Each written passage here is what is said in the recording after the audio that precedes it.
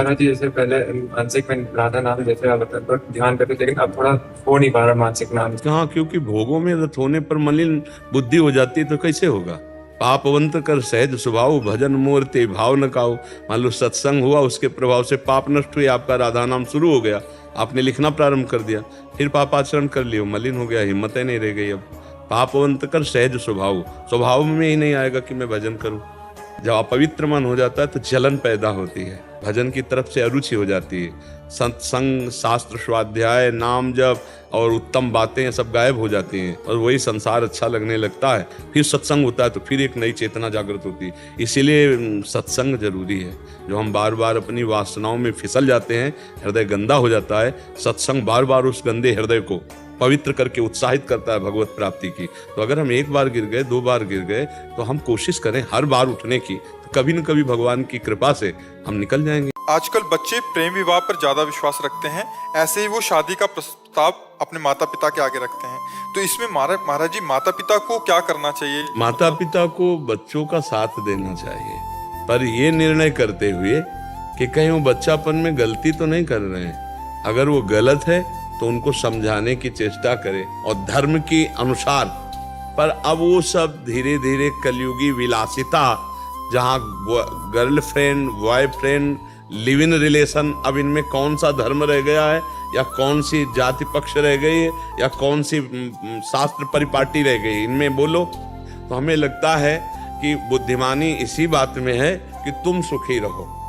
अगर हमारी बात नहीं मानते हो तो हम भी तुम्हारा सहयोग करेंगे, जाओ तुम, हम तुम्हें अर्थ दे देते हैं, तुम्हारी व्यवस्था कर देते हैं, खाओ पियो, बाद के परिणाम के हम साथी नहीं होंगे क्योंकि आप हमारी आज्ञा पे नहीं हैं, पर सहयोग कर देना चाहिए। पढ़ा लिखा के लड़का को बड़ा ऑफिसर बनाया और जब वो गए तो ऑफिसरों के बीच में बैठे थे, बोले हाँ बोलिए।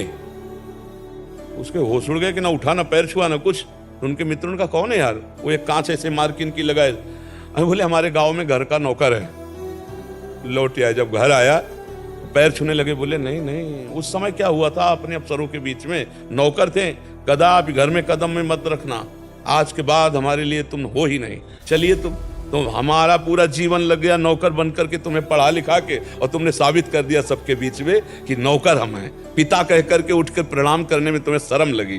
तो आजकल कुछ ऐसी नई सोसाइटी है, नए बच्चे हैं, उनको लगता है बूढ़े बाड़ों को कहाँ खांसते हुए हम लिए घूम लेंगे। तो हमें लगता है अगर ऐसी सोच हमारी ना हो तो जहाँ हम जिएंगे वहीं हमारे माता पिता जिएंगे। भगवान का आश्रय लेकर माता पिता की सेवा की बात रखोगे तो भगवान व्यवस्था ऐसी कर देंगे कि आपके माता पिता की भी सेवा होगी और आपको भी परेशानी नहीं होगी, क्योंकि भगवान सर्व सामर्थ्यशाली, मुझे ऐसा लगता है बच्चा। महाराज जी बिना गुरु के भगवत प्राप्ति कैसे होगी? गुरु धारण करना जरूरी है क्या? वृंदावन आप कई बार आए? फर्स्ट बार। तो आप रंगनाथ जी जाना है, सेवा कुंज जाना है, निधिवन जाना है, राधा रमण जाना, गाइड की जरूरत है कि नहीं? तो फिर इस माया भरे भूल भुलैया में क्या गुरु की गाइड के बिना परमात्मा की प्राप्ति हो जाएगी? शिव को, राम को, हरि को, कृष्ण को, एक ही है, परमात्मा एक है। आप यहाँ बिना गाइड के आ गए क्या? तो ऐसे ही परमात्मा की प्राप्ति बिना गाइड के हो जाएगी क्या? इस संसार की भूल भुलैया में गुरु रूपी गाइड ना मिले तो हम नहीं पहुंच सकते। चाहे शिव विरंच सम होई, गुरु बिनु भवनिधि तरे न कोई। बिना गुरुदेव की कृपा के परमार्थ कैसे जागृत हो सकता है? जिन संत की बात मान ले वही गुरुदेव है। हम कह रहे राधा राधा जपो, कृष्ण कृष्ण जपो, शिव शिव जपो, हरि हरि जपो, जपो, हो गई बात। तो कहीं भी कोई भी नाम जप करे तो किसी न किसी संत के मुख से तो निकला हुआ है, बस पकड़ लो उसको।